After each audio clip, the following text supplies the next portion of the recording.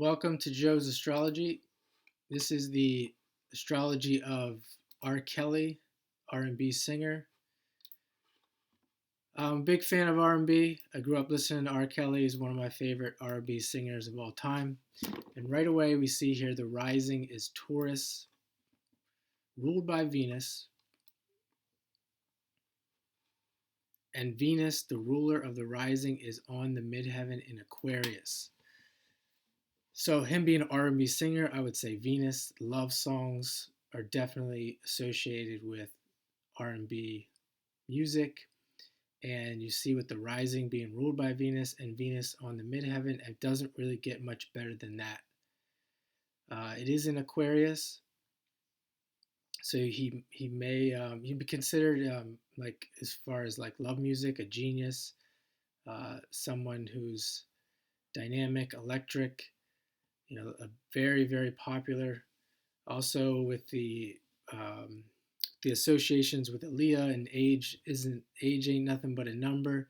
Some people could look at it that way, that he can be, with all the issues that he's had, uh, that could also be equated with that Venus in Aquarius being ruled by Uranus.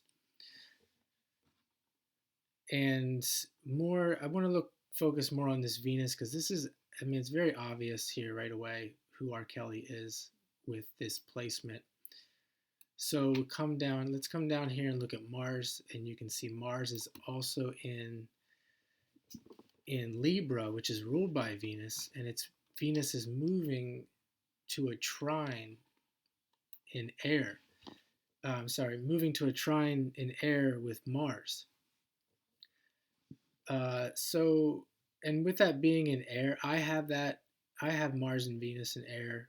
I've known some people that also have Mars and Venus in air, and they're very much you can tell with like the music, they're very much in their head when it comes to like what turns them on and what they're attracted to. They're attracted to uh, obviously music, love music, but love like speaking.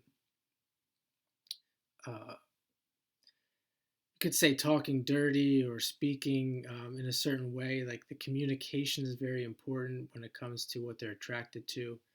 It's not all about the looks.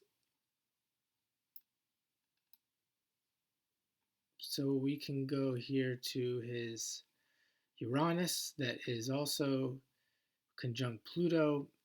That we talked about the Venus, or that I talked about the Venus was ruled by. And you can see that Pluto, Uranus in the fifth. So he's coming from a place where he's a performer. And it's in Virgo, so he's a performer, he's a creative person, and he's someone who pays attention to detail.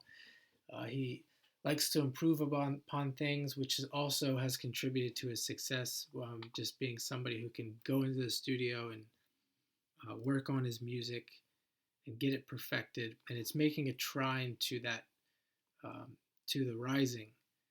So it's often like what does that mean? So when I see planets that are in the same degree, especially if they're in an aspect to, or like a trine aspect to the ascendant or the midheaven, it really colors the way he looks, the way he projects himself. So he's definitely a Plutonian person.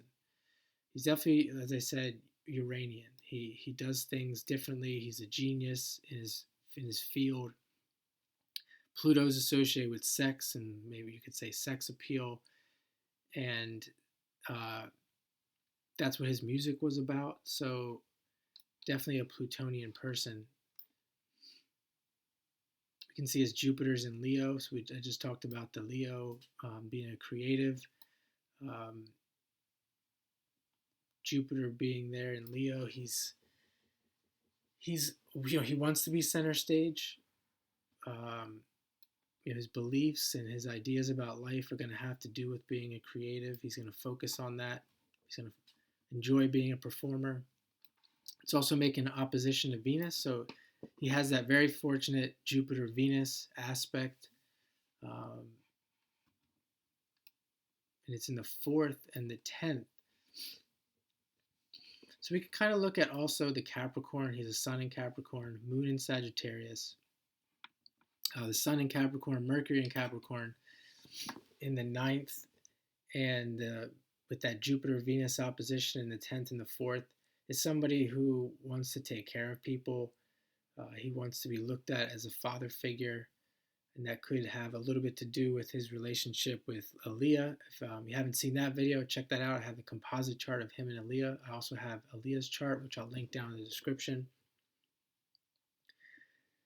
And I think that also goes well with being a successful R&B singer, that he has to have that level of care or that relationship uh, with his fans as well, where he enjoys being looked up to as the authority, as to the authority of R&B, and someone who cares for their entertainment needs, for lack of a better term. He's a learner. Moon in Sagittarius. I'll link that down in the description. I have a good video on Moon in Sagittarius. He's a learner, especially in the eighth. You can see he wants to learn about sexuality, which is why you see some of the things being talked about this man. I mean, that makes perfect sense. If you wanted to learn about sexuality, you have to be heavily involved in sexuality. So with the moon in the eighth, this guy is definitely emotionally attached to the Pluto underworld, the taboo. And you can see Neptune here on the 7th. This is going to be the last thing I'm going to say about this chart. Neptune on the 7th, very much misunderstood at times by people by the public, specifically the public. I don't know about the people that listen to his music. I think he's probably has many fans out there that would overlook the negative publicity around him because they enjoy his music so much. But that Neptune there, the public has definitely muddled the perception of people of who this person is. Do we really know who he is? Do any of us really know him personally? I would think that we don't. Just like many celebrities, we really don't know them personally. But here, this guy probably got a raw deal here with Neptune on the 7th. So I'm going to leave it there for now, and I hope you have a great day.